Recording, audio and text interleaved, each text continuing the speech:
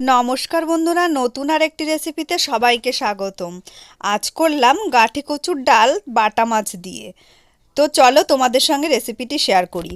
আর তার আগে তোমাদের বলে রাখি, যারা ফেসবুক থেকে নতুন দেখছেন রেসিপিটি, তারা কিন্তু অবশ্যই চ্যানেলটিকে ফলো করে আমার পাশে থাকবেন। আর যারা ইউটিউব থেকে দেখছেন তারাও সাবস্ক্রাইব করে আমার পাশে থাকবেন। আর ভালো লাগলে অবশ্যই লাইক কমেন্ট শেয়ার করবেন।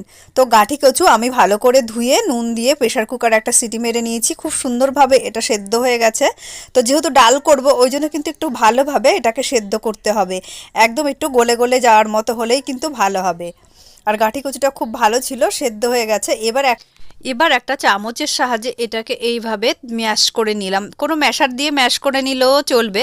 তো একদম এইভাবে ম্যাশ করে ওটাকে রেখে দিয়েছি। এইদিকে কয়েকটা বাটা মাছ ধুয়ে নুন আর হলুদ মাখিয়ে রেখে দিলাম এই পাশে। এবার এই মাছগুলোকে ভেজে নেব। আর এই মাছগুলো ভাজার সময় কিন্তু কড়াইটা ভীষণ গরম করতে হবে, না হলে কিন্তু লেগে যাওয়ার সম্ভাবনা থাকে, কারণ এই মাছ কিন্তু খুব তাড়াতাড়ি নরম হয়ে যায়। তো কড়াই খুব ভালো করে গরম করে নিয়েছি, তেলও খুব ভালো করে গরম করে নিয়েছি, কিন্তু তবুও কিন্তু একটু লেগে যাওয়া ভাব হচ্ছিল, কিন্তু যাই হোক লাগেনি, তুলেই ফেলেছি। ভেঙে যায় প্রায় সময়, দেখেছি খুব ভালোভাবে ভাজতে না পারলে কিন্তু মাছটা কড়াইতে লেগে যায়। তো মাছটা ভাজা হয়ে গেছে, একটু উল্টে দেওয়ার চেষ্টা করছি।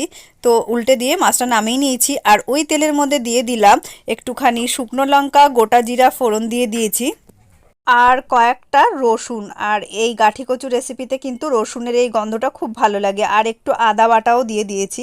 দিয়ে খুব ভালো করে এগুলো যখন ভাজা হয়ে সুন্দর একটা গন্ধ বেরোবে, তখন একটু টমেটো কুচি দিয়ে দিলাম, একটু কাঁচা লঙ্কা কুচিও দিয়ে দিলাম। তো একটু ভালো করে নেড়ে চেড়ে নিলাম এটাকে। এবারে এর সঙ্গে দিয়ে দিলাম 1 চামচ মতো হলুদ গুঁড়ো। আর হলুদ গুঁড়ো দিয়ে এর মধ্যে 1 চামচ জিরে গুঁড়োও দিয়ে দেব।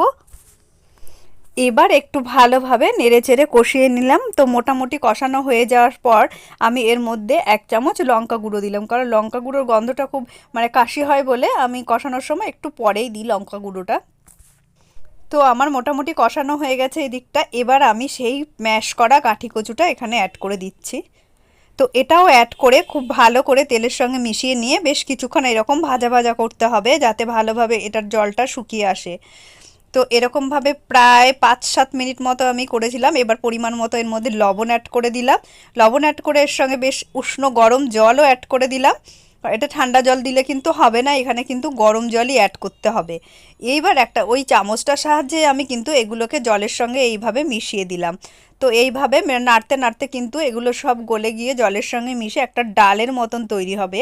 তো একটু মিষ্টিও অ্যাড করে দিলাম, একটু মিষ্টি মিষ্টি হলে ভালোও লাগবে। ঝাল, এটা কিন্তু খুব ঝালও হবে আর মিষ্টিও হবে। তারপর একটু মাছগুলোকে আমি এর সঙ্গে অ্যাড করে দিলাম, খুন্তি দিয়ে মাছগুলোকে ঝোলের মধ্যে মিশিয়ে দিলাম। তারপর ওপর থেকে একটু গন্ধরাজ লেবু পাতা দিয়ে দিলাম। তো গন্ধরাজ লেবুর পাতার গন্ধটা খুব সুন্দর লাগছে এখানে।